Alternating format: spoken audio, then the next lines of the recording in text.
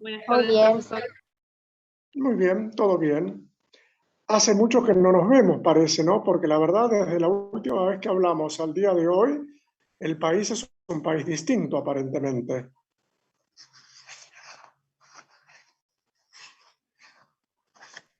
Sí, todo cambió muy rápido. Sí, bueno, alguien dijo que Suiza es aburrido. Tiene razón. La Argentina es muy divertida. Tenemos movimientos todos los días. Antes de comenzar, ¿hay alguna pregunta que quieran hacer?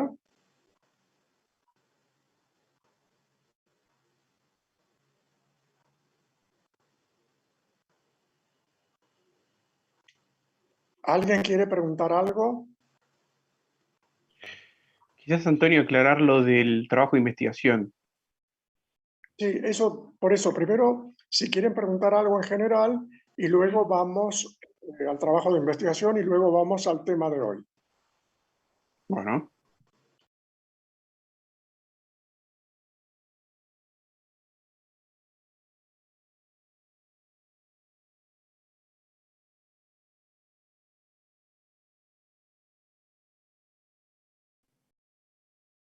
denme un minuto que se fue Antonio.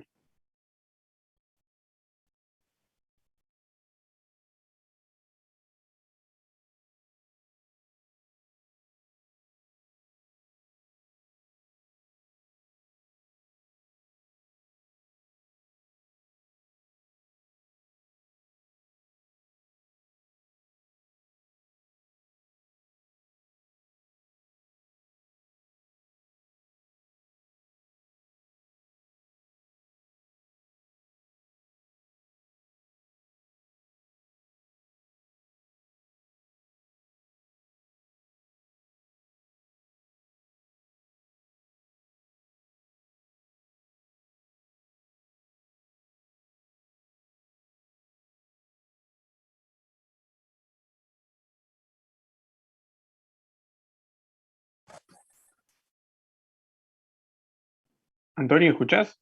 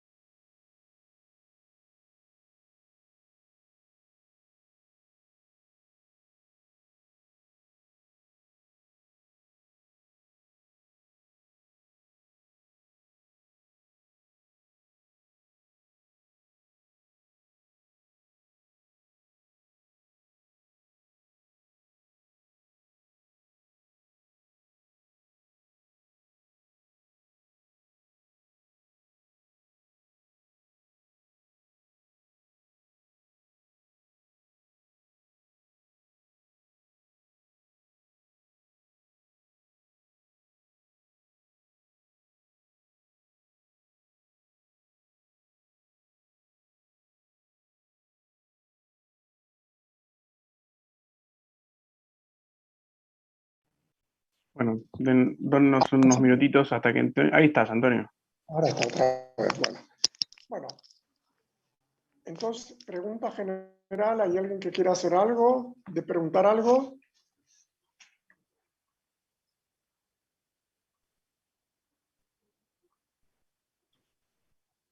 ¿No? Bueno, vamos a los trabajos prácticos. Nosotros les enviamos los trabajos que tienen que enviar antes del 29 de octubre.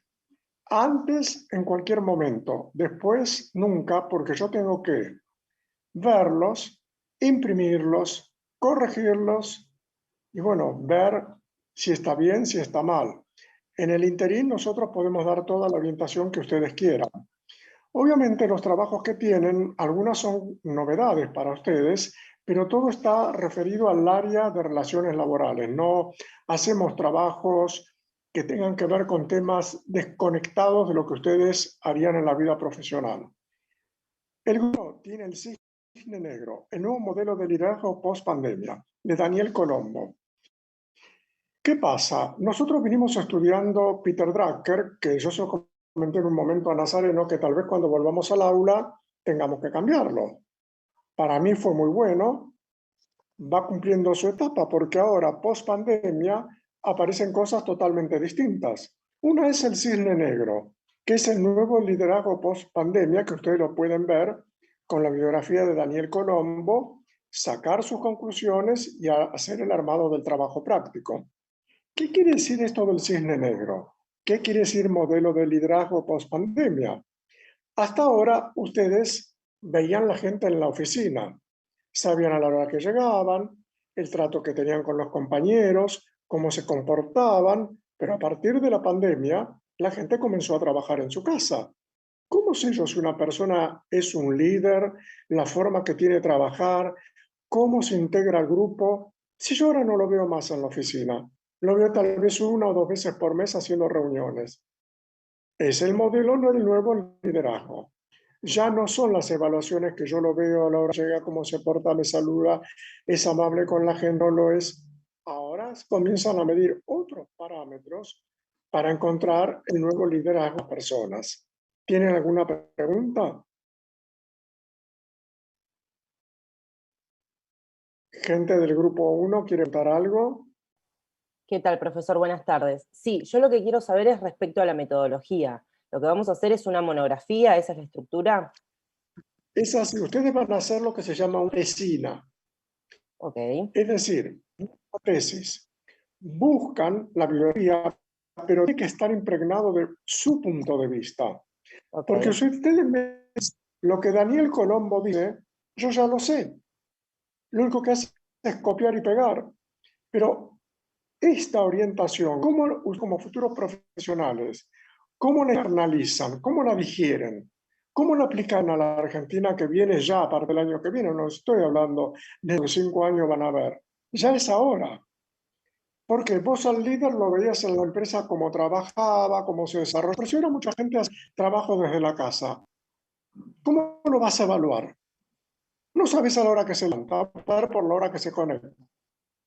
No sabes si realmente es amable con el resto, se integra con el equipo. Eso vos no lo sabes.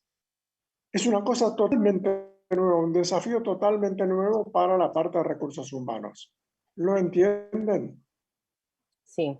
Entonces investigamos qué es lo que dice el autor y en base a eso nosotros vamos planteando nuestro punto de vista, nuestro análisis respecto al tema. Lo decían. Sí, tal cual. Terminan una conclusión defendiendo que Ok, perfecto. es lo que se llama una tesina, una investigación. Esa que va para todos. Las investigaciones de los últimos años, parece que en pandemia y ya también, fueron tan buenas que nosotros las mandamos al Departamento de Publicación de la Universidad que las publica. Fueron buenas. Eso muestra que cuando ponen y con una orientación pueden hacer buenos trabajos. No leer solamente lo que dice y bueno, sí, no estoy de acuerdo. O sí estoy de acuerdo y demuestro por qué estoy o no estoy de acuerdo. ¿Ok? Sí, Bueno, perfecto. el grupo Gracias. 2 tiene el efecto mariposa de Edward Lorenz. ¿Qué es el efecto mariposa? Nuevamente con el tema de la pandemia ha cambiado todo, ¿sí? Uno de los efectos mariposas es el hecho de que la gente migra de un trabajo a otro como nunca lo había hecho. En los últimos 5 años la gente ha empezado a migrar de un trabajo a otro. Ya no es la persona que entra a la empresa, entra como cadete, estudia, hace buena letra para que lo asciendan. Nadie más hace eso. Hoy está acá, mañana está allá. Y especialmente en las profesiones como sistemas, contador, eh, inclusive la gente de recursos humanos, trabajan al mejor postor. ¿Cómo enfrentar estos nuevos desafíos? Bueno, ¿de quién es la responsabilidad de retener la gente en la empresa? A ver, alguien del grupo 2.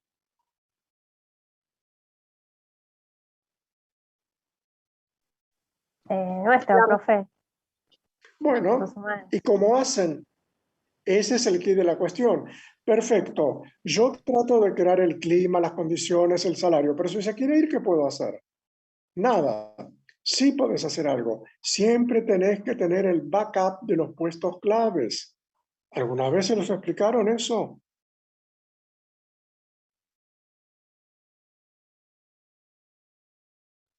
No, ahora no lo recuerdo, pero creo que sí que lo vimos un poco en empleo. Ustedes Pero tienen que tener, backup quiere decir el soporte. El soporte tiene que tener uno interno, ir mirando quién podría reemplazar a la secretaria, por ejemplo, o a la persona de sistemas, y otro externo, que lo pueden hacer con currículum. Yo trabajaba con currículums, me los leía todos, ordenaba por profesión y tenía una carpeta guardada.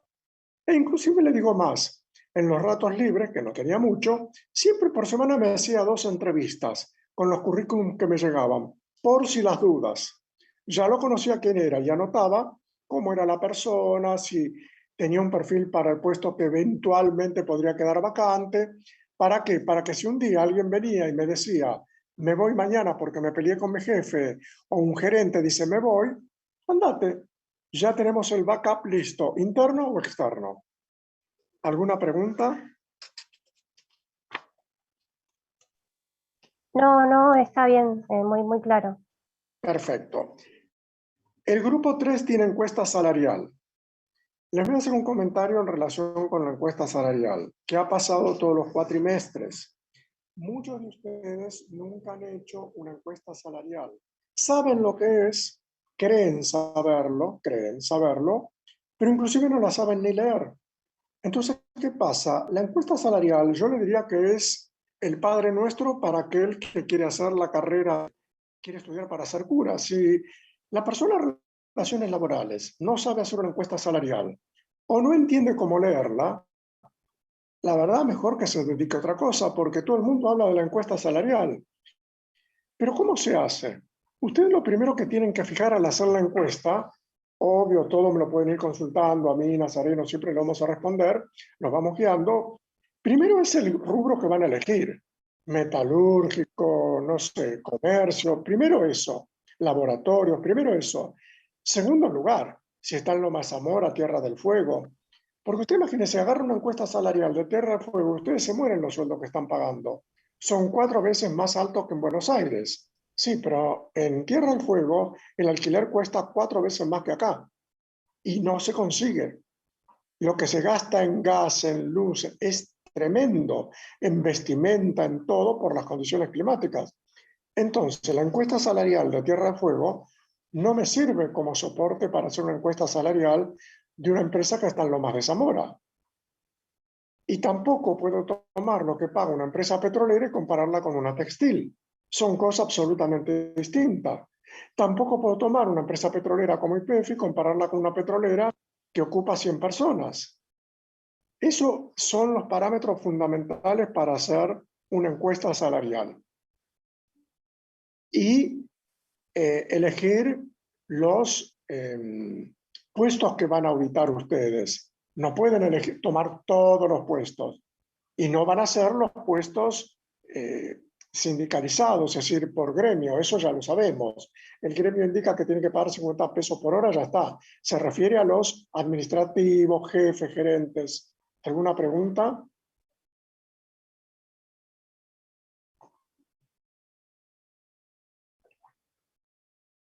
¿Alguien del grupo 3 quiere preguntar algo? No, profe, todo claro. Muy bien. Vamos al grupo 4. Dice, plan estratégico para recursos humanos post-pandemia. Táctica. Tiene una trampa. A ver si alguien del grupo 4 me lo puede explicar.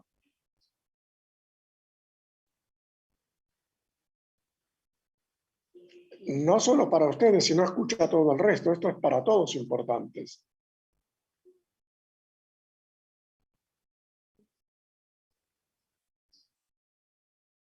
A ver, alguien del grupo 4. Profe, Joana, del grupo 4. Sí. En post-pandemia, la táctica que sería seguirlos, para tener en cuenta los pasos a seguir en base al plan estratégico. Ustedes en recursos humanos, ¿qué hicieron a fin del año para el año próximo? ¿Qué tienen que hacer? Un presupuesto. Que es un plan estratégico. ¿Estamos de acuerdo? Claro. Pero en el medio apareció la pandemia. ¿Eso ustedes lo sabían? No. Entonces, ¿el plan estratégico está mal? ¿O qué es lo que tienen que hacer en la pospandemia? ¿Qué es lo que va a variar y va a cambiar? Y las tácticas que tenemos que Las en el medio. Exactamente. De lo que planeamos, crear nuevas tácticas para que funcione nuestro presupuesto. Exactamente.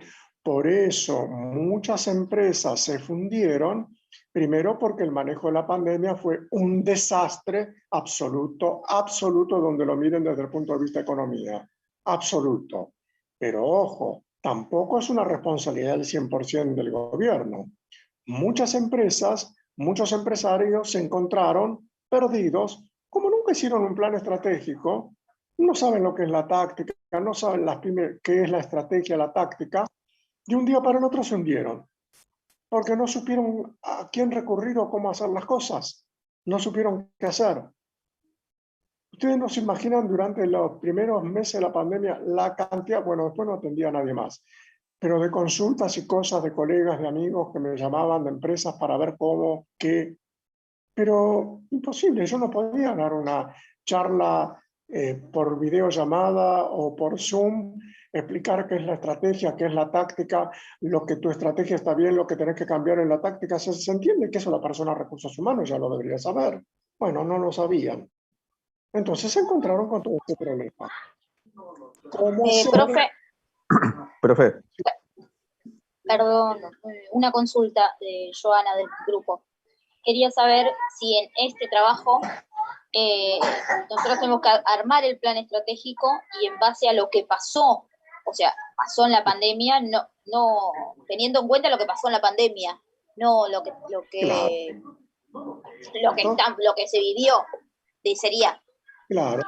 Vos tenías un plan estratégico que lo haces Sí. y lo desarrollás. O sea, yo tenía un plan hecho y ahora lo intervengo con lo que pasó en la pandemia.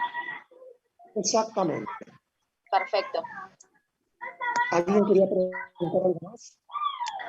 Sí, quería preguntar, ¿para ustedes estuvo mal cómo se manejó el tema económico en la pandemia? Porque para mí no había otra manera de hacerlo, porque si se abría la economía era que se expandiera más el virus, era muy difícil. ¿Por qué opina usted que estuvo mal manejado? Muy bien. Ahora yo hago una pregunta. ¿Cómo me explica la cantidad de muertos que tenemos y la cantidad de muertos por 100.000 habitantes? No tenemos economía y tenemos una cantidad de muertos impresionantes.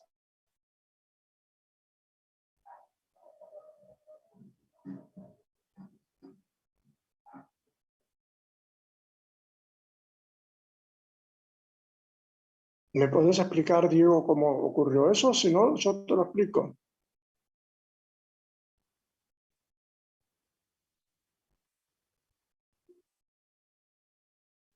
¿Me escuchan? Sí, Antonio. Sí. Sí, profe, se la escucha. Diego había hecho una pregunta. ¿Vos, Diego, podés explicarlo? ¿Te das cuenta por qué lo que yo te contesté?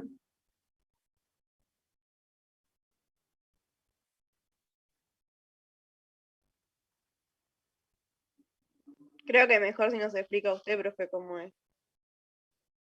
Claro. ¿Por qué yo digo que fue muy mal manejado? Porque cuando vos tenés una situación... Ahora, yo les hago una pregunta. ¿Y qué hubiera pasado si nosotros teníamos una guerra comparada a la Segunda Guerra Mundial? Hubiéramos cerrado todo el país y nos vamos todos. Nadie más produce armas, nadie más produce alimentos, nos autorrendimos. Lo que pasa que primero vos tenías que elaborar protocolos súper estrictos y dejar que funcionen ciertas cosas básicas con burbujas como se hizo después.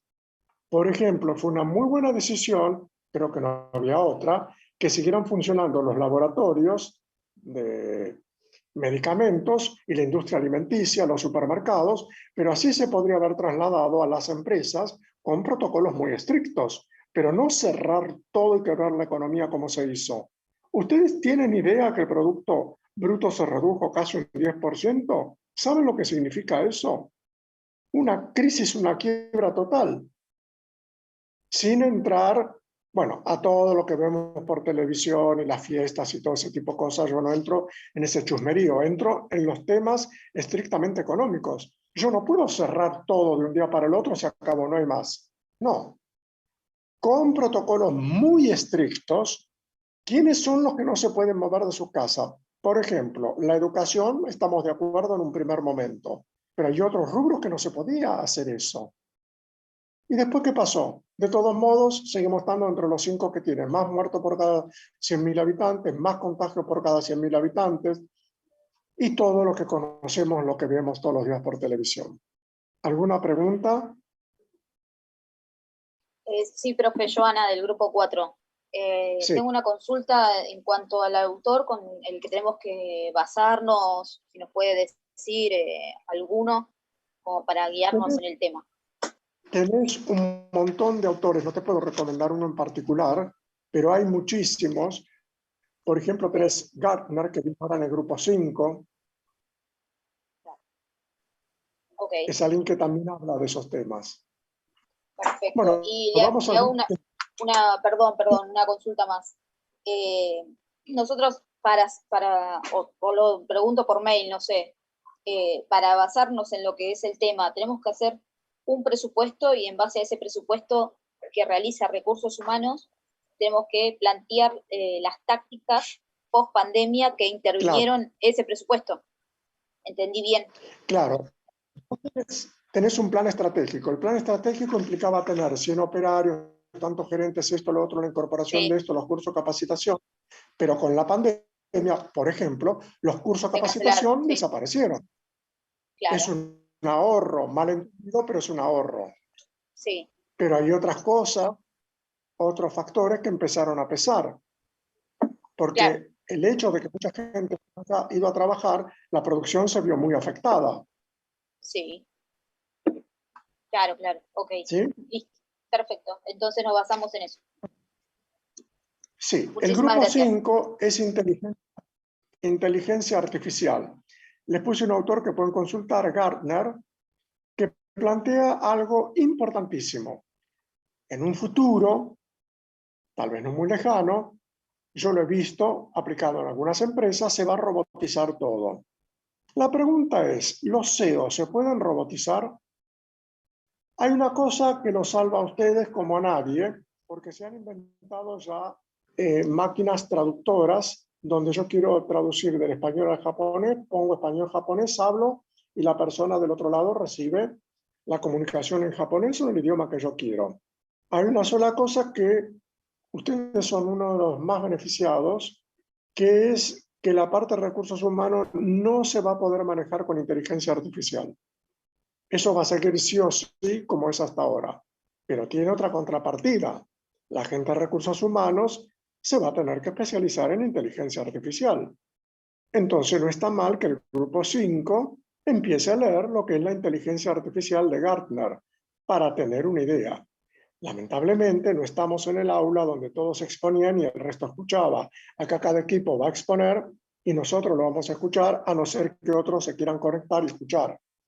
Pero lo de la inteligencia artificial, que yo les estoy hablando hoy, es como si yo hubiera venido hace 10 años atrás y les hubiera hablado del Zoom. Hubieran pensado que estaba loco. Hoy, ¿quién no conoce el Zoom? Le digo inteligencia artificial porque yo la vi funcionar en una empresa y me quedé asombrado. Asombrado. Ahora, no creo que esa inteligencia artificial se pueda aplicar a los CEOs y desde ya no se puede aplicar a recursos humanos, porque necesita de la impronta humana para que esa inteligencia robotizada y computarizada pueda funcionar. ¿Alguna pregunta, grupo 5? Sí, profe, ¿le puedo hacer una consulta? ¿Cómo no? Sí, yo estuve investigando, bueno, observé, había como una nota, una nota periodística que hablaba, bueno, de lo que bien usted decía, de que muchos puestos van a ser reemplazados, que en muy breve tiempo, creo que en 1 o 2 años, muchos puestos van a ser reemplazados, ya hoy en día hay algunos que sí, y también de que ayudaba a desarrollar también el empleo para gente con discapacidad, que era una buena oportunidad el desarrollo IT, digamos, para que gente con distintas capacidades pueda trabajar también. Sí, correcto. Es un tema súper interesante. Súper Profe, interesante. Sí. esto lo tendríamos que plantear desde lo que es la economía argentina, que es tan especial por el hecho de que se va a generar más No, desempleo. no, plantéenlo en una forma universal. Pero Perfecto. la Argentina marcha al desempleo, eso olvídate. La mayoría de los países y nosotros particularmente al desempleo, porque el Estado no va a poder seguir dando tantos puestos de trabajo, lamentablemente. Y la inteligencia artificial se está apoderando de casi todos los países del mundo. Los países más avanzados son víctimas de su propio éxito. Han avanzado tanto que ahora tienen la inteligencia artificial. Ahora, mi pregunta es, ¿y qué hacemos con la gente? ¿Qué le vamos a tener que pagar a todos un subsidio para poder comer mientras los robots hacen todo? Eso es lo que ustedes van a tener que investigar y sacar su conclusión, como cada equipo tiene que sacar su conclusión, si esto es algo viable, no lo es, o cómo lo ven ustedes del área de recursos humanos. Es decir, la tendencia es imparable. Ahora, ¿va a funcionar? ¿No va a funcionar? Ustedes nos van a explicar a nosotros a qué conclusión llegan. Perfecto. Y la otra consulta, profe, podemos buscar, bueno, usted nos dio como sugerencia ese autor desde otros enfoques, otros autores también, o nos guiamos solamente por el que usted nos sugiere? No, hay un montón de autores. Es súper, súper interesante el tema. Lo que nosotros tratamos de hacer en esta materia, en este curso, es lo que yo digo, sacudir el árbol, que se caigan las hojas y que salgan hojas nuevas. Es decir, no podemos seguir con la bibliografía que ustedes mismos comentaron en la clase pasada, de hace 50 años, con cosas que no sirven para nada. El mundo marcha hacia otra tendencia totalmente distinta. Y es bueno que ustedes lo sepan. Bueno, pasamos al grupo 6. Justamente, el grupo 6 tiene la antítesis de lo que sería el grupo 5. Habla de crisis o colapso de los sistemas previsionales. Este tema se lo puede comentar perfectamente bien Nazareno. Si le quieren preguntar a él, Nazareno, ¿vos le querés explicar, más o menos orientarlos? Sí, este tema es bastante interesante porque un poco nos da la previsibilidad de lo que va a pasar en el futuro, en el colapso de los sistemas previsionales. Y es un poco lo que venía diciendo Antonio, ¿no? Desde el 75 hasta acá viene un proceso de automatización, robotización y bla, bla, bla, que viene desplazando los puestos de trabajo, ¿no? Para un ejemplo, en el 74 Ford tenía en Argentina 12.000 trabajadores y hasta el año pasado llega a 2.500. Hay un desplazamiento muy grande, un porcentaje muy alto sobre todos estos procesos. Y sumado a el trabajo informal, que ronda el 35%, si no es más, el desempleo, la pérdida en estos años de 300.000 puestos de trabajo, que esos son todas cuestiones que van a los recursos del sistema, que lo hacen ir perdiendo cada vez más dinero. En el periodo del macrismo, del gobierno Macri, se perdieron 30.000 millones de dólares de los recursos del ANSES por diferentes cuestiones. Y eso sería aproximadamente un tercio de nuestra deuda externa actual. Digo, como para que tengan idea de la magnitud de lo que puede llegar a suceder del sistema previsional argentino. Y esto no es algo que solamente pasa acá a nosotros, sino pasa en otras partes del mundo, pasa algo muy parecido, ¿no? Para enfocarlo directamente, yo les diría que se enfoquen desde 2008 hasta acá, más o menos, cuando el SIPA absorbe y sustituye al sistema de capitalización, y ahí lo empiezan a trabajar desde ahí. Pueden hacer una introducción explicando más o menos cómo está, el desarrollo diciendo, bueno, cómo estamos hoy, y la conclusión es decir, bueno, qué medidas se deberían tomar de acuerdo para tener un mejor sistema. A ver, otro dato para que se entienda. Para que el sistema sea sustentable, 3 trabajadores deberían aportar a un jubilado, y hoy es 1,8 trabajadores que aportan a un jubilado. Y esto, lógicamente, nos intercede a todos, porque todos tenemos que, dentro de la relación laboral, los aportes y las contribuciones van al CIPA.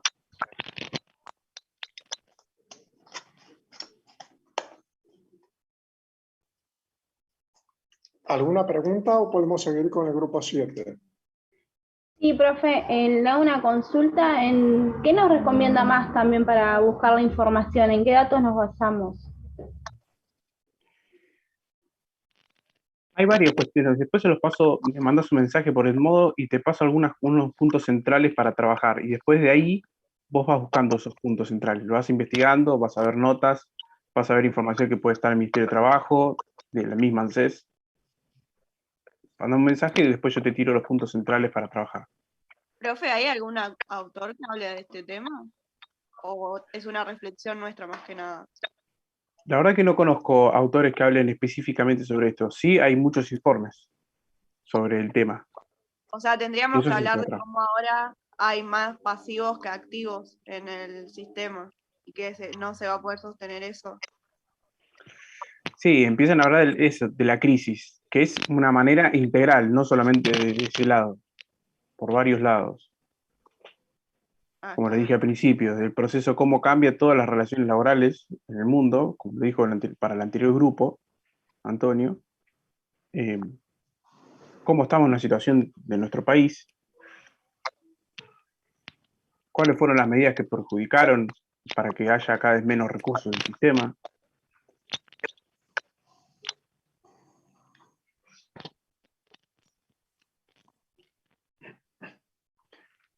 ¿Podemos seguir con el grupo 7? Sí, gracias, profe.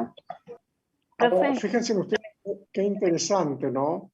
Porque hablamos de crisis o colapso de los sistemas previsionales y cuando ustedes se meten en el tema y ven quiénes están a cargo de los sistemas previsionales, el 98% son abogados. ¿Dónde están los licenciados en recursos en relaciones laborales? Deben ser los primeros a estar al frente a hacer estas investigaciones.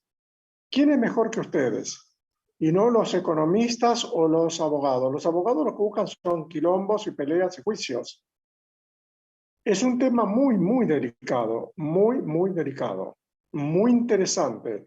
Los compañeros suyos del cuatrimestre pasado y del año pasado también hicieron trabajos muy buenos, muy lindos trabajos. Es decir, temas apasionantes para las carreras que ustedes sigan, ¿no? Bueno, vamos al grupo 7. Checklist o aplicación en la gerencia. ¿Y cómo no? Soy del grupo 1 sobre el cisne negro. Mi consulta es porque estamos buscando información, pero solamente vimos como una noticia del cronista y la página del autor, pero son 5 renglones. ¿Hay algún texto específico sobre eso? Sí, después pregúntamelo por mail y te respondemos. Bárbaro. Listo, gracias. Bueno, vamos al grupo 7. El grupo 7 habla del checklist o aplicación en la gerencia de recursos humanos, táctica o estrategia. Este es un tema muy técnico, porque ustedes ahora saben lo que es un checklist que no sabían antes, ahora saben que existe, pero tienen que ver si la gerencia de recursos humanos lo aplica desde el punto de vista de una táctica o desde el punto de vista de una estrategia. Esta es una investigación con final abierto, porque va a depender de la hipótesis de la cual ustedes parten para llegar a la conclusión. Si el checklist tiene una aplicación táctica o estratégica. Ustedes van a tener que demostrar si eligen la táctica por qué y si eligen la estratégica también por qué. ¿Tienen pregunta al grupo 7? Hola, profe. ¿Y en qué bibliografía nos tenemos que basar? Bueno, acá tenés por un lado la bibliografía base es el checklist en su totalidad. Y sobre la parte de táctica o estrategia, leyendo a Peter Drucker, ustedes van a sacar las conclusiones. Y si les falta algo, me avisan que yo les mando un apunte sobre estrategia y sobre táctica. Ok, ¿eso se lo podemos pedir al correo? Sí, me lo piden y yo les saco copia y se lo mando. Ok, gracias. De nada. Vamos al equipo 8, que tiene compensaciones y beneficios, nuevamente, estrategia y táctica. Como ven, la palabra estrategia y táctica son, digamos, claves dentro del área de recursos humanos porque estamos constantemente haciendo estrategias, pero sobre la marcha, como trabajamos con gente, no son máquinas, se producen las tácticas porque son los cambios sobre el mismo curso de los acontecimientos. Ustedes saben lo que vieron en alguna materia, compensaciones y beneficios, ¿no? Sí, en remuneraciones vemos eso.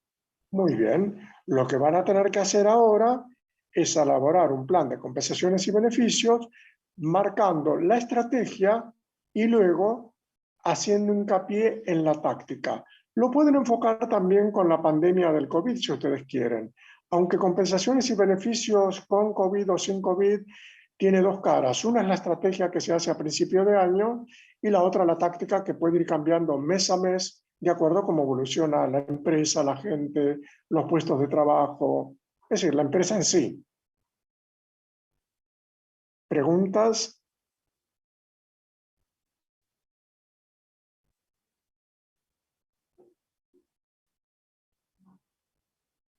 Bueno, el equipo 9. El equipo 9 va a tener que preparar un plan de carrera para el trabajo a distancia.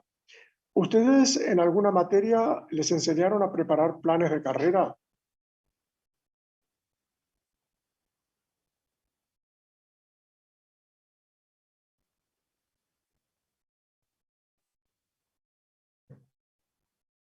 ¿Alguien del grupo 9?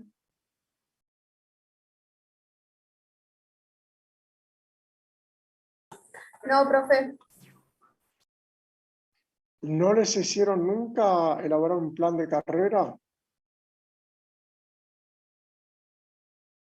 No, o por lo menos que yo recuerde, la verdad es que no.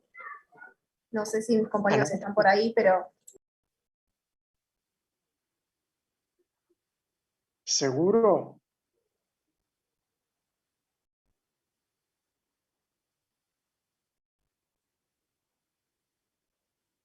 ¿Alguien del equipo 9 que quiera agregar algo? no, más que nada lo mismo que mis compañeros. ¿Dónde podríamos sacar la bibliografía? ¿O te lo pedimos por mail? Lo que pasa es que eso es muy amplio y la verdad, yo pensé que lo habían visto en la parte de remuneraciones. ¿Cómo ustedes hacen un plan de carrera si nunca vieron cómo se hace? Porque si no lo hicieron nunca, bueno, tendremos que cambiar el trabajo práctico, porque enseñarles ahora, decirles todo un plan de carrera, es como, ¿cómo lo podría decir? Es hacer de nuevo la materia completa para que vean cómo se elabora, primero qué es, cómo se elabora, qué deciles se tienen en cuenta. ¿Seguro que eso ustedes nunca lo vieron?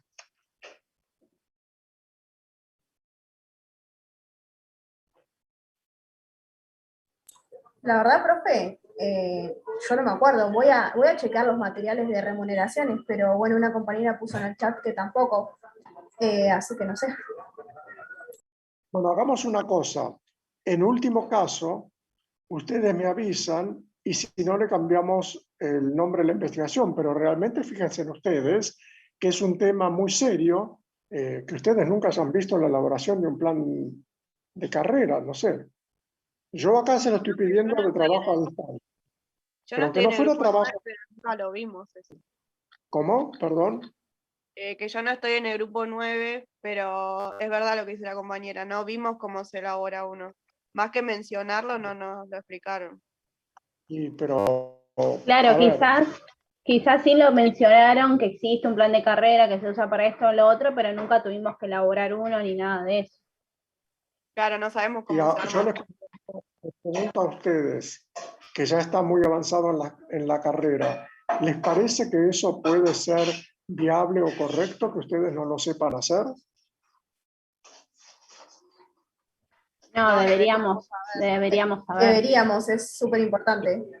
Claro que es súper importante. Ahora, si ustedes quieren animarse a hacerlo, buscando investigar, lo hacen. Si ven que no va y no lo pueden hacer, me avisan y les cambio la orientación de la investigación por otra cosa. Dale, profe, listo. Bueno, vamos a chequearlo con el grupo y en tal caso nos comunicamos con ustedes y bueno, vemos cómo lo solucionamos. Te lo digo por propio bien, porque si yo les estuviera pidiendo hagan un desarrollo de la economía marxista, decían, pero ¿para qué carajo sirve la economía en el siglo XXI? ¿Para qué sirve? Pero yo estoy diciendo a los licenciados en relaciones laborales un plan de carrera. Es decir, yo acá lo pongo en trabajo home office, trabajo a distancia, pero es lo mismo que hacerlo. A ver, yo esperaba que esto ustedes ya lo sabían hacer, bueno, y ahora por el COVID o por la nueva forma de trabajo desde el hogar, ¿cómo lo trasladarían a trabajo a distancia? Es decir, basado sobre lo mismo, ¿cómo lo harían? Esta diferencia que tendría con trabajo a distancia. Pero si ustedes me dicen que nunca lo vieron, y no podemos dedicarle clases y clases a un plan de carrera, prefiero cambiar el título de la investigación por otro, y bueno, pero ustedes tómenlo como un semáforo muy rojo esto, al no conocer cómo se hacen los planes de carrera, que son la gente de recursos humanos que lo hace. ¿Ustedes me avisan en todo caso? Profe, ¿y esto no se puede hacer un curso o algo después en la facu como para que nosotros podamos tener esto que está claro, yo, Celeste, te lo digo de buena onda. Cuando nosotros vamos tomando los temas, ustedes la otra vez me consultaron si no se podría hacer un curso de tal o cual cosa. Yo les comento, los cursos se hacen para, a ver, yo sé manejar un arma a la perfección, conozco bien el arma. Me voy a tiro federal 10 días para tirar tiro al blanco para perfeccionarme. Pero obvio que yo ya conozco escopeta, revólver, de todo eso yo la conozco. Ahora, si yo no sé nada de este tema, no lo puedo hacer en un curso. Es imposible que se dicte un curso de 3 o 4 clases. Sí se puede hacer, pero hasta lo podríamos con Nazareno en algún momento sugerirlo, hacerlo así por nuestra cuenta, pero es un tema muy técnico, muy específico, que hacen los licenciados en relaciones laborales, recursos humanos. ¿Para qué hacen el plan de carrera? En los bancos, ¿Profe? en las empresas, en el Estado. Sí. Quizás, o sea, no lo vimos en ninguna materia a profundidad de cómo se hace, pero no recuerdo si fue en empleo o en cuál, que lo mencionaban que era una forma estratégica como para retener, o para, si bien para atraer al personal o para retenerlo, se elaboraba este plan como una forma de estrategia, pero más de eso como poder hacerlo, que yo recuerdo no lo vimos. Claro, es que vos me decís que se lo mencionaron, pero no es la mención, es el hecho de hacerlo. Claro, sí. Yo por eso les digo, si ustedes quieren hacerlo, en todo caso, a más tardar la semana próxima, porque todavía tenemos tiempo, me avisan y yo les cambio el tema por otra cosa. ¿Sí? Perfecto. Y por último, el grupo 10 tiene la nueva administración de recursos humanos en pandemia COVID-19. ¿Qué es esto de la nueva administración de recursos humanos en pandemia? Que la Oficina de Recursos Humanos se trasladó a su casa para hacer home office como todos los demás, con lo cual hay una nueva administración de recursos humanos. ¿Cómo la implementan? A ver, primero, ¿qué trabajo hace la Oficina de Recursos Humanos? Esto y esto. A partir de la pandemia que sufrimos, ¿cómo se modificó? Porque la gente, mucho se quedó trabajando en su casa, y mucha gente que trabajaba en recursos humanos, por razón de salud, por razón de edad, se tuvo que quedar en su casa a hacer todo. Bueno, ¿cómo se modificó? ¿Cuáles serían las cosas que pueden ser modificadas? ¿Cuáles no? ¿Cómo es el comportamiento del trabajo a distancia del área específica de recursos humanos? ¿Tienen alguna pregunta? No, gracias. Bueno. Ahora vamos a ver Justamente el tema que tenemos hoy es el tema central de la materia que ustedes están viendo con Diego Muñoz y con Nazareno, que es el presupuesto y su gestión, el nombre de la materia, ¿no? Tenemos esas clases de economía para ir aclarando o haciendo ciertas, digamos, salir de ciertas dudas para tener en cuenta cómo funciona la economía, para luego llegar al presupuesto. ¿Para ustedes qué es el presupuesto?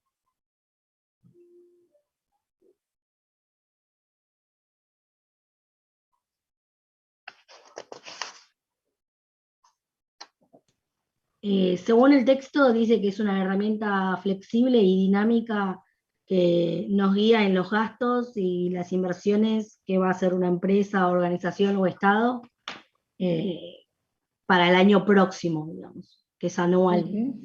¿Qué pasa? ¿Y qué pasa cuando un presupuesto no se cumple?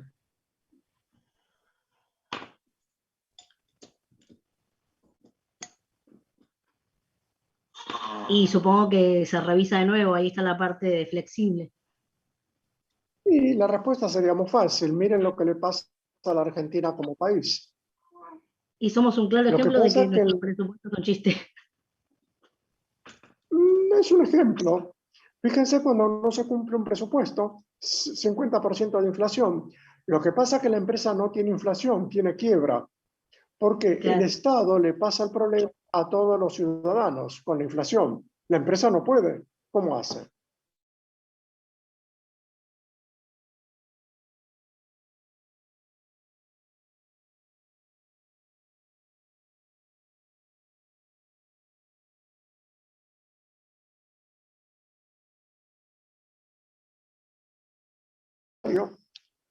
Cada vez que van al supermercado no encuentran los precios más caros.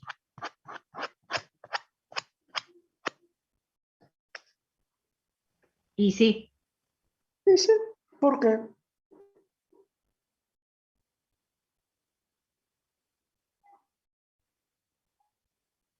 Porque los precios están cada vez más caros. Conversémoslos entre este tema entre todos nosotros. ¿Por qué cada vez están más caros? Por la inflación. ¿Cómo? Por la inflación, profe. ¿La causás vos? ¿La causo yo? ¿La causa el supermercado? No. En realidad la causa el Banco Central. El Estado. El Estado. Bueno, pero ¿y por qué pasa esto? Si hay una ley, para colmo, la Argentina tiene el rango de ley, la ley de presupuesto, que me decía, que yo lo desmentí el primer día de clase, cuando empezó el primer cuatrimestre, que la inflación iba a ser de un 29%. La ley no dice que la inflación de este año iba a ser de un 29%, ¿o yo estoy equivocado?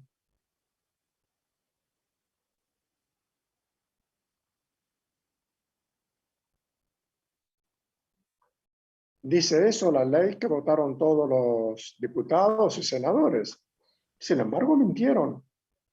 Mintieron absolutamente porque la inflación se calcula que va a ser del 50% este año. Entonces, eso es la consecuencia de un presupuesto mentiroso por un lado, ya nació mal, mentiroso, y aparte que no se cumple. ¿Es mentiroso o mal hecho? Mira, es un... no sé, yo no sé qué rótulo ponerle, ¿viste? Como no... Yo no puedo hablar nunca así con gente que está en el tema de la política porque no llegas a nada, no llegas a nada. Vos fíjate una cosa, yo solamente te hago esta comparación. ¿Vos te imaginás si el presupuesto que elabora una potencia como China o Estados Unidos tuviera las mentiras que tiene el presupuesto argentino? ¿Querés que te diga las consecuencias cuáles serían? Si este mismo presupuesto hubiera sido elaborado en Estados Unidos y aprobado por el Congreso y luego hubiera tenido la falencia que tiene el presupuesto nuestro, ¿sabes la crisis económica mundial que podríamos llegar a tener? Inimaginable. ¿Sabes los millones y millones que morirían de hambre? Esto no, porque es un país marginal y el lío lo tiene internamente, no pasa nada. Pero si es un país como China o la Unión Europea o Estados Unidos que tiene una moneda de cambio, imagínate a nivel mundial lo que podría llegar a ocurrir. una catástrofe mundial, sería peor que la crisis del 1930.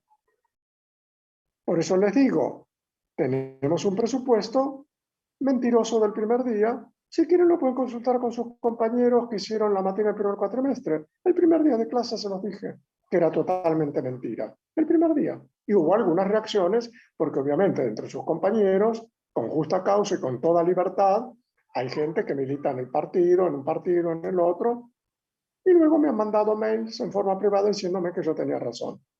¿Pero por qué? Porque es mentiroso. Hubiera sido mejor hacer un presupuesto y decir la inflación esperada está entre un 45 y un 50%, aunque vamos a hacer los mejores esfuerzos para bajarla y no tener esto que tenemos hoy. Ahora, yo le hago una pregunta a ustedes que la puede responder el diariero de la esquina. Si el presupuesto decía que la inflación iba a ser del 29% y que el dólar iba a estar a 102 pesos, ahora que la inflación es del 50, pregunta, ¿cómo el dólar puede seguir estando a 102 pesos? ¿Me comprenden? Igual después de las elecciones se mantuvo estable el dólar, no fue como la anterior votación. ¿Vos sabés cómo mantenerlo estable? ¿Sabés cómo es el dólar en este momento? Una persona que calza 38, no, perdón, que calza 42, le pusieron un zapato 35. ¿Sabes cómo le está doliendo el pie? Le está rompiendo todos los huesos, porque es un dólar retenido, pisado. Porque el dólar va de acuerdo a la inflación. Si la inflación iba a ser del 29 y el dólar estaba a 102, iba a estar a 102, como siendo del 50% de la inflación, el dólar sigue estando a 102. Ergo, no hace falta ser muy inteligente para presumir que vamos a tener una explosión más temprano que tarde con el tipo de cambio. Aparte de estar liquidando las pocas reservas que tiene el Banco Central para poder seguir manteniendo ese valor. ¿Lo entendieron? Sí, profe, eso lo vienen haciendo hace un montón. Lo de pisar el dólar para evitar una devaluación que es A veces, una no devaluación como que en un esta momento va a vez. llegar. Es así. Hasta bonos de ANSES creo que estuvieron liquidando. Pero no como esta vez. ¿Sabes por qué? Porque las otras veces, si vos te referís al gobierno de los últimos 8 años, no tenía deuda con el exterior. Y eso es un tema muy importante. No tenía deuda con el Fondo Monetario. Entonces, si yo no le debo al carnicero, no le debo al almacenero, yo con mi sueldo hago lo que quiero. No tengo por qué darle explicaciones aunque haga locuras. Pero cuando yo le empiezo a deber al carnicero, al almacenero, y no estoy pagando la tarjeta del banco, ojo, porque estoy caminando sobre el alambre de púa. No es la misma situación, ¿eh? No es la misma situación. Son situaciones muy distintas. ¿Entendieron? Sí, profe. Muy bien. El presupuesto y su gestión, las generalidades.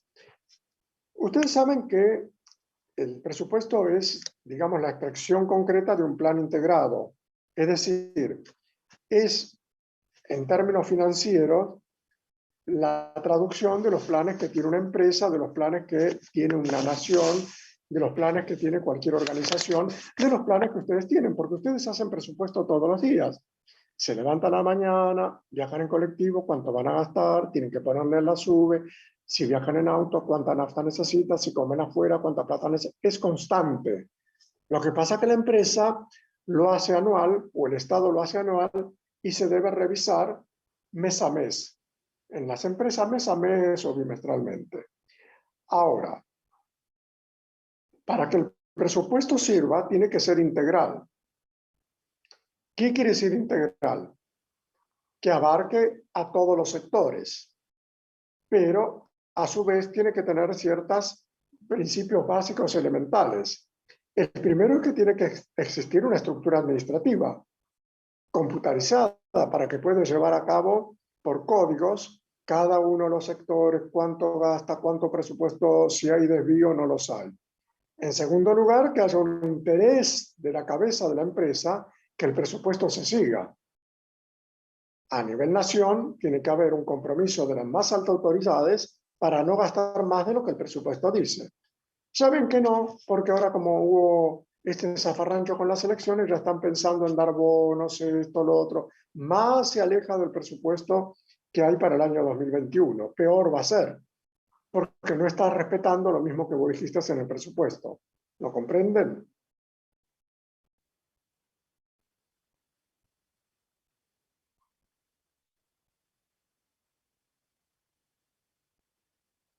Y además debe haber, digamos, una aceptación por parte de todos a nivel de empresa, de los empleados, de los jefes de los distintos sectores, de hacer cumplir ese presupuesto. Porque si yo, desde Recursos Humanos, hago un presupuesto de capacitación que van a ser en el año $10.000, pero después salgo con un martes 13 que van a ser 20.000, pero entonces ¿qué compromiso tengo? Porque para excusas siempre hay. No porque tal cosa, no porque lo otro, no porque lo otro. O a la inversa, no gasto los 10.000, no gasto nada. ¿Y entonces para qué lo presupuesto? Porque eso ya son, digamos, se está mandando a los costos desde principio de año. Entonces no es un mérito no haber gastado nada. Al contrario, yo empiezo a sospechar que los $10.000 que pediste de presupuesto fue hecho, pusieron un número, no porque lo hayan estudiado. Dijeron, ponemos 10.000 como podrían haber puesto 12.000 o 8.000. ¿Me entienden hasta acá?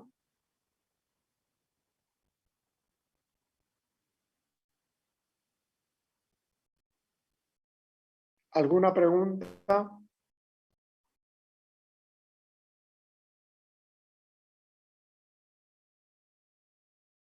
Bueno, los tipos de presupuestos son, como ustedes habrán leído, integral y parcial. Desde el punto de vista de recursos humanos, ¿alguien no entendió?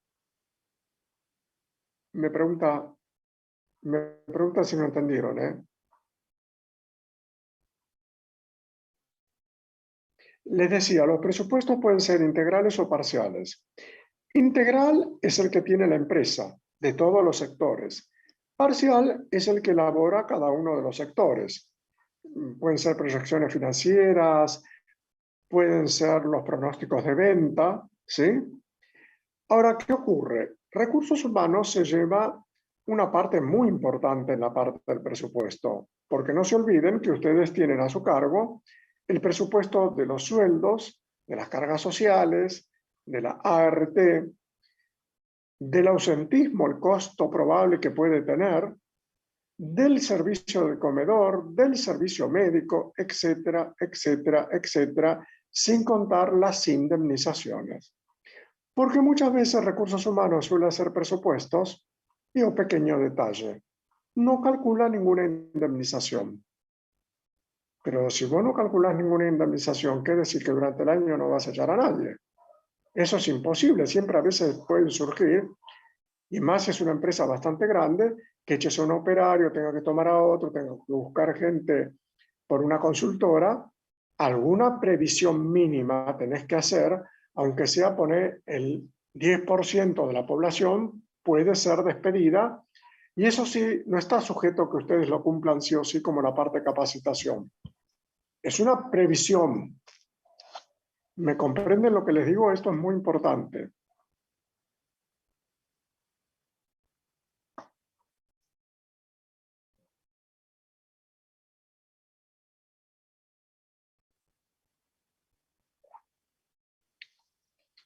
¿Todos lo entienden?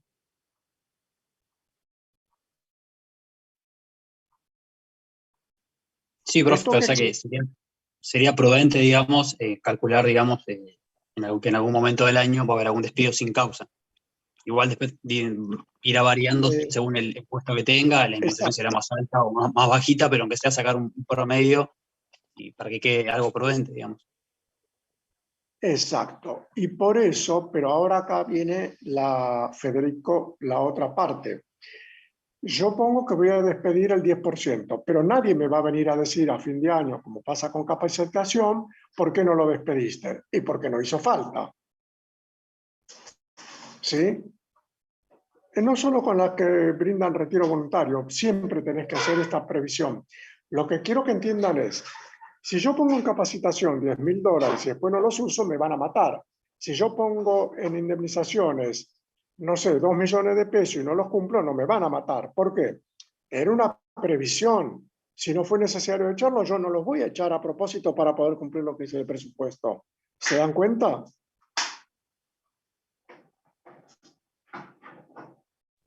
Clarísimo. Muy bien. Después ustedes tienen que entender también lo que es la desagregación de los presupuestos. Los presupuestos se pueden desagregar, de hecho se deben desagregar, porque Recursos Humanos pasa un presupuesto que necesita para todo el año 50 millones de pesos. La Gerencia General lee 50 millones. El otro, planta, necesita 20 millones porque abarca materia prima, bla, pero después se desagrega. ¿Cómo lo desagrega Recursos Humanos? Pago de sueldos, tanto. Cargas sociales, tanto. Seguro de ART, tanto. Indemnizaciones probables, tanto. Capacitación, tanto. Comedor, tanto. Servicio de vigilancia, yo tengo todos los desagregados. Porque si no, puede ocurrir algo pícaro dentro de las empresas. Recursos Humanos pasa un presupuesto de 50 millones. Si no está desagregado, ¿cómo sé yo que no están metiendo la mano en la lata?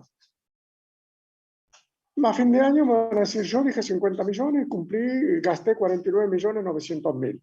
¿Pero en qué lo gastaste? A ver, ¿lo puedo ver? Capacitación, no hiciste nada. ¿Y cómo es que gastaste igual? Cuando voy al rubro atenciones de fin de año, me encuentro que hicieron regalos a uno u otro o se autorregalaron cosas diciendo que era para, no sé, un gerente de un banco, esto o lo otro. ¿Me explico lo que les digo? Si yo lo tengo desagregado, obvio que están esas atenciones de fin de año, pero están desagregadas en un rubro. Porque si no me va a decir, no, yo igual gasté 50 millones, ¿pero en qué? No hicieron capacitación, no hicieron invitaciones, pero entonces ¿en qué se gastó? En otra cosa que yo no sé en qué. Está bien, está dentro del presupuesto, pero al no tener el desagregado, no sé qué es lo que pasó con ese dinero en sí. ¿Lo comprenden?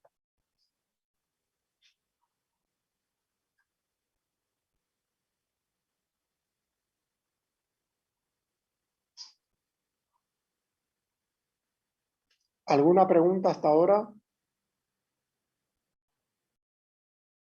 ¿Alguien que quiera preguntar? Recuerden que los presupuestos se hacen por áreas siempre, y yo les voy a dar un consejo si van a trabajar un banco o una empresa medianamente grande. Viendo el detalle de los gastos, ¿cómo se evita? No, viendo los desagregados. En los desagregados están el detalle de los gastos. Y así es como yo me voy a dar cuenta si me están metiendo el perro o no. Porque ¿qué pasa si vos tenés un pariente en la empresa y le querés dar una indemnización bien jugosa, bien grande? Yo hago un presupuesto, en realidad lo saco a él solamente, y a él le doy, no sé, 20 sueldos de compensación. Perdón. Le doy 20 sueldos de compensaciones. Está dentro de los 50 millones. Pero ¿cómo va a ser la persona que lo controla para darse cuenta? Porque va a ver ese desagregado de esa indemnización y va a decir, pero ¿esto dónde estaba reflejado? ¿Dónde estaba desagregado? Si no está desagregado, nunca nadie lo puede llegar a controlar. ¿Lo comprenden?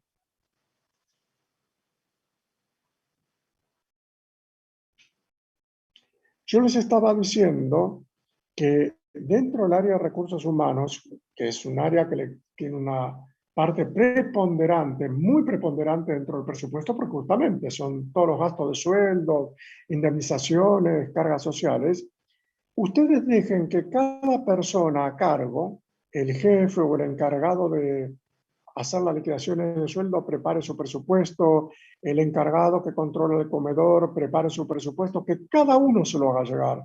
No hagan ustedes el presupuesto por los demás, porque como no están en el día a día de cada una de las cosas, pueden llegar a equivocarse.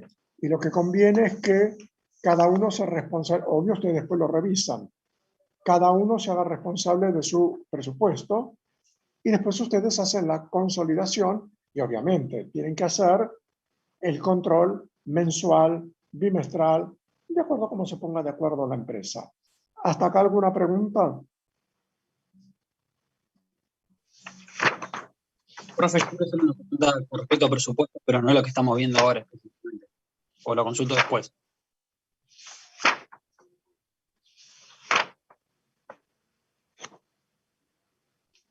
¿Alguna pregunta? ¿No? Profe, a mí me quedó una duda sobre presupuesto en moneda. Por último, viene otro punto. Me parece que que le está es escuchando, el tipo de Federico. moneda que se utiliza para los presupuestos. Obvio que la moneda es la de curso legal, que es el peso.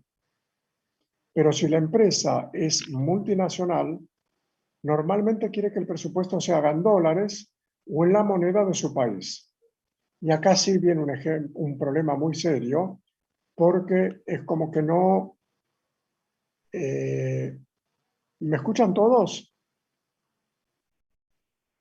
¿Usted nos escucha a usted, profe? ¿A nosotros? ¿Me escuchan?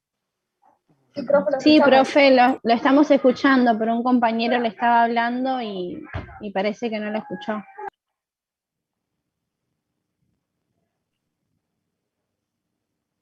Profe. No, ahí lo puse en sala de espera y lo volví a poner. A ver si ahora. Antonio, ¿estás por ahí?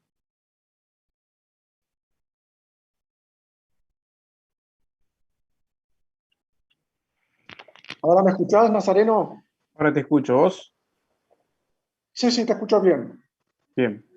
Vos Bueno, no seguimos. escuchabas a ninguno. No, ahora sí. Bien. Les Profe, yo decía, tengo una duda. Sí, cómo no. En el cuestionario pregunta cuál es, que había un factor fundamental para hacer un presupuesto, cuál era, pero es como que hablaba de uno particularmente. Yo puse los 4 que usted mencionó al principio, pero no sé si está bien o si hay otro que me pasé, que me salté. No, son eso, pero en realidad lo principal, por así decirlo, es primero que exista la voluntad de hacerlo, cumplirlo y tener el sistema preparado para poder controlarlo, si no es imposible. Ok, profe, muchas gracias. Les comentaba, la moneda que nosotros utilizamos es el peso, que es la moneda de curso legal. Pero si la empresa es multinacional, o a veces las mismas empresas argentinas, piden que se haga en euros, en dólares, en yenes, depende, para poder tener una aproximación más concreta hacia los accionistas de ese país, de esa empresa. El grave problema que nosotros tenemos es, si yo hago el presupuesto y lo tengo que traducir a dólares, ¿qué tipo de cambio tomo?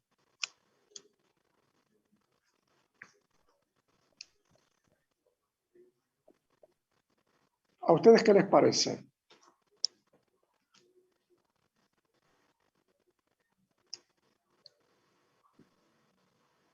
Y hay tantos, profe, que se usa para Sí, importaciones, hay- exportaciones, imagino. En realidad, Pero habría que pues, tomar el dólar libre, en realidad, que es el dólar de referencia al que la mayoría pueden acceder. claro, pero vos fíjate cuando dice que no hay inversiones, que ustedes escuchan hablar todo eso, no entienden el por qué pasa. Muy bien, yo tomo el dólar, el oficial. Se supone que yo no trabajo en negro y no tengo por qué andar ahí negociando con dólar negro. Pero si yo tomo el oficial, está a 102 pesos. Divido las ganancias por 102 pesos, me va a dar un resultado. Pero cuando yo tengo que tomar el dólar que vale el mercado, vale 185, las ganancias se diluyeron porque hay una diferencia de un 85 o de un 90%, la famosa brecha cambiaria. ¿Lo entienden? Sí, como le pasa al campo. ¿Cómo le pasa al campo? Entonces, no hay relación. El campo dice, bueno, en esta exportación ganó $3.000. Se lo van a tomar, le van a dar a 102 menos las retenciones. Pero cuando él va a comprar una máquina, cuesta $3.000. ¿A qué dólar están valorizados los precios de la economía argentina? ¿Al dólar oficial o el dólar negro, la mitad entre los dos? Y un promedio, diría yo, o más cerca del blue que del oficial.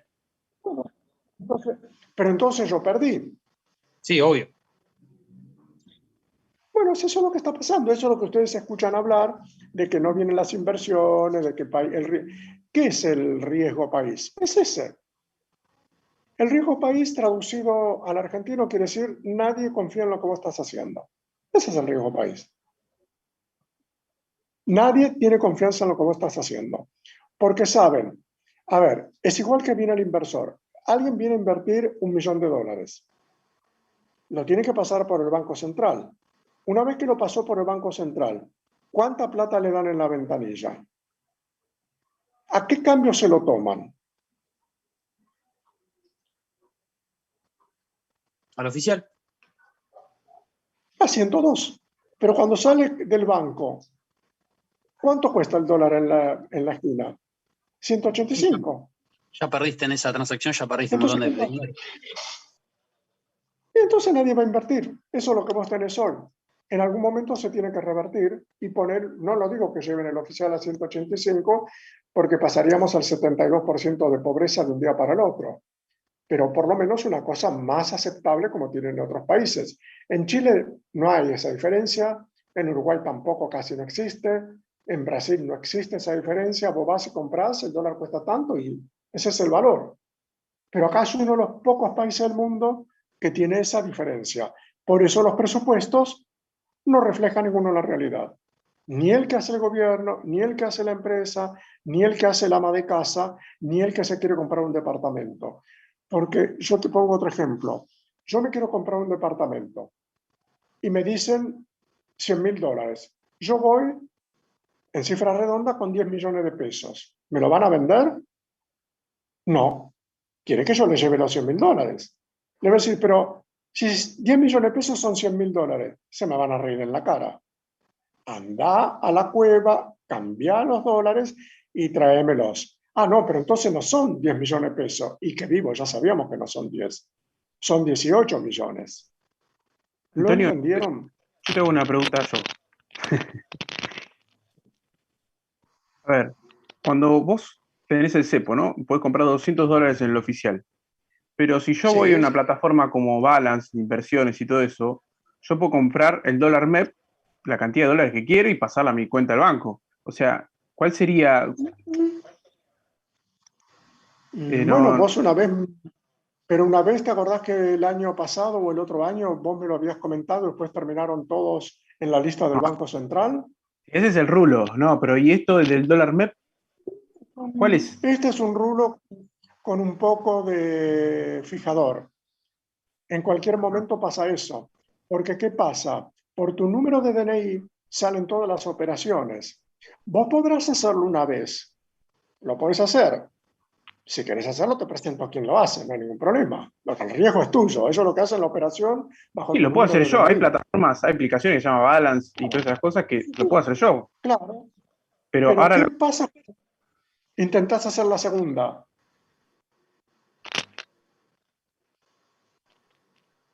¿Intento hacer la ¿Tenés segunda? quit? Sí. ¿Tenés empresa? ¿Tenés que pagar importaciones? ¿Sos una persona jurídica que compró un auto en el exterior y está pagando ese auto? Bárbaro. Eso se contrasta con por el ingreso a aduana. ¿Por qué estás haciendo eso? Es especulación. La especulación financiera está prohibida por ley por el Banco Central. Es un delito penal. Pero si yo escucho y me dicen conocidos que lo hacen constantemente. Compran dólar libre, compran la cantidad que quieren. Sí, la única forma que vos puedes hacer eso y no quedar pegado, entre comillas, es ir a la agencia de cambio, llevar los pesos y te dan los dólares. Asegúrate que no sean dólares falsos. Bueno, ese es otro tema. Eso es otro Pero tema. esas cosas Dólares viejos. es otro tema. Claro, es un riesgo tuyo. Pero vos no podés hacer nada, sino si vos sos una empresa y haces eso, está dentro de la legalidad, porque decís para pagar importaciones, para pagar servicios. Lo que hacen todos para quedar bien, es decir, declarás como pago de honorarios por asesoramiento. Bueno, entonces podemos decir que cuanto más cepo, más fiesta. Lo que pasa es que el cepo no funcionó desde la época de los fenicios, no sé por qué va a funcionar Porque ahora si acá. tengo empresa Es y hago esas transacciones, bueno, estoy validado para hacer todas las transacciones y lo hago todo el tiempo. claro, pero esto es así. Mucha gente hábil que hace muchos cambios de dinero en esas condiciones, hace figurar honorarios por asesoramiento. Todo va bien. Yo conozco una persona que lo estuvo haciendo durante 1 año y medio. Un día le tocaron el timbre. ¿Sabes quién era? La FIB. Terminó con una causa penal y una prisión en suspenso de 2 años y medio. Bueno, si Y yo al tengo una, pagar no sé una, qué cifra. tengo una empresa, una asociación y tengo manera de justificarlo, hago esas especulaciones y hago cambio. Y estaría Sí, todo lo haces. legal. Sí, pero justificarlo. La única forma que vos lo podés justificar es porque trajiste un auto, importaste un caballo carrera de Arabia, todo eso sí. Pero si vos no justificás que lo estás haciendo para ahorrar, es lo que se llama la especulación, ahí no te va a pasar nada la primera, la segunda o la tercera vez. Eso se va acumulando. Después el Banco Central interviene y te dice, a ver, usted lleva cambiado hasta el día de hoy $20.000. ¿Por servicios de qué? Asesoramiento. ¿Quién lo asesora? El estudio contable de Juan Pérez, que está en la ciudad de Montevideo. ¿Me puede dar el número de quit de Juan Pérez, que vamos a hacer la averiguación por el intercambio que hay entre los países? Juan Pérez no existe. Y ese es el problema. Yo a todo el mundo le digo lo mismo. Hacelo, tiene sus riesgos. Tiene sus riesgos. Ahora, el de $200 no, porque está tu número de quit, de quill, está todo y sos vos y lo está comprando porque el Banco Central así lo dispone. El Banco Central, por el número de DNI y de quill o quit, sale todo. Todo, absolutamente todo. Ahora vos decís, ¿qué pasó? Hizo 4 o 5 operaciones, no pasó nada. No, va a pasar. Quizás no con este gobierno, con el que viene, dentro de 3 años. Aparece ahí está la...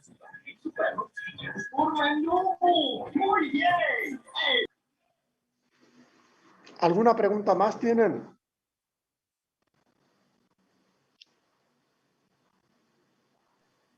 Profe, yo le quería preguntar antes, lo del presupuesto en moneda constante y moneda corriente. Si el segundo, digamos, es el que tiene en cuenta la inflación, digamos. Cuando yo hago esos dos presupuestos, no sé, si cada placa de Durlock vale 100 pesos y tengo que comprar 10, bueno, saco la cuenta.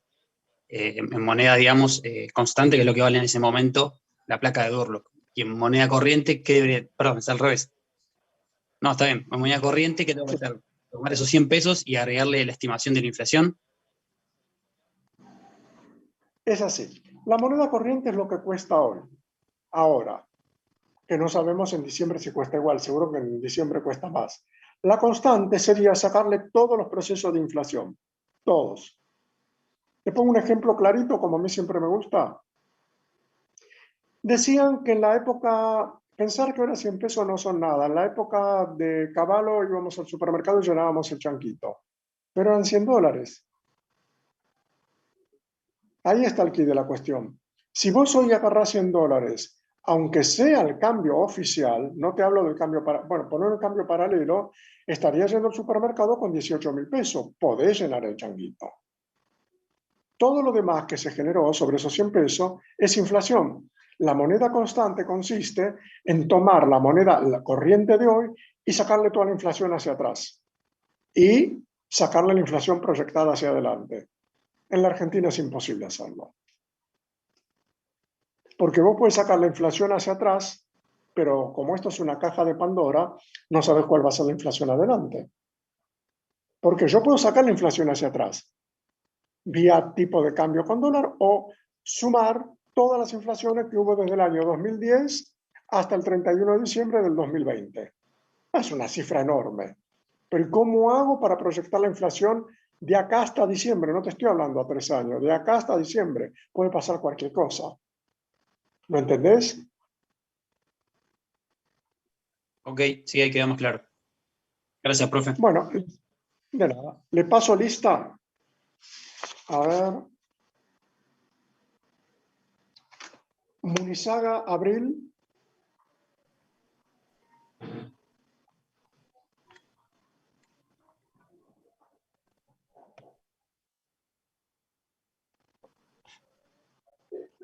Molina Gabriela. Molina Gabriela. Presente, profe. Lisa Celeste. Presente. González Marisol.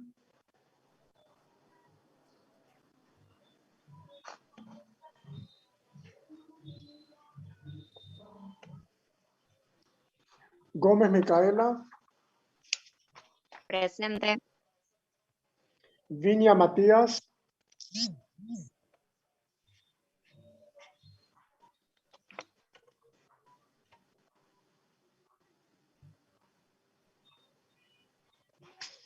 Viñas Matías.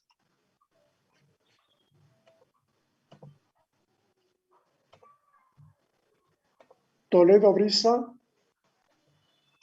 Presente. Muy bien. Rosales Oriana.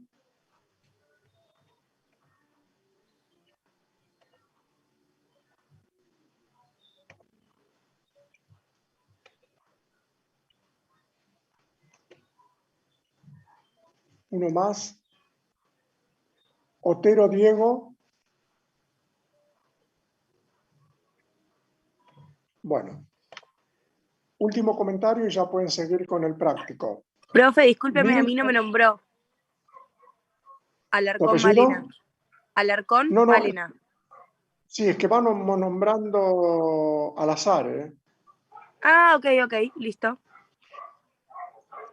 Lo que les quería comentar, hay algunos que les falta entregar un trabajo. Hay otros que no entregaron ninguno de los dos trabajos. Bueno, pienso que no empezaron la materia, no van a venir. Fíjense los que les falta entregar trabajos, de ponerse al día y tenerlo todos listos. Por ejemplo, Urquiza Ángela, yo tengo un solo trabajo entregado.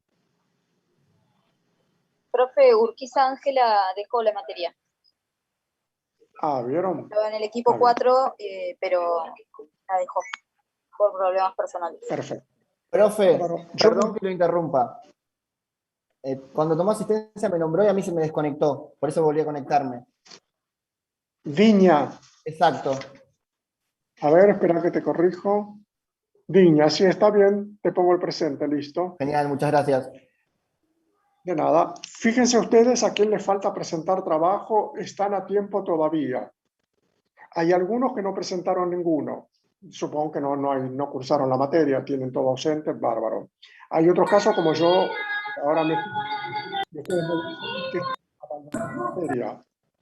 Perfecto, pero los que siguen, les pedimos por favor, como último plazo, entreguen los trabajos que faltan para no perder la regularidad. Porque ¿qué pasa? Si no entregan los trabajos, pueden hacer el trabajo final, pueden hacer todo como todos los demás, pero no van a tener la validación de la materia, tienen que dar examen final, no promocionan. Es una tontería. Hacer todo, pero por un trabajo no promocionar. ¿Quieren preguntar algo? Profe, yo tengo una consulta. Sí. No, que recién tomé el presente y yo justo tenía el micrófono desconectado. Quería saber si llegó a tomarme porque lo puse en el chat. Sí, ¿tu apellido es? Munizaga. Me lo dijo Nazareno. Bueno, gracias. Bueno, continúan ahora con la parte práctica. Nos vemos la clase próxima.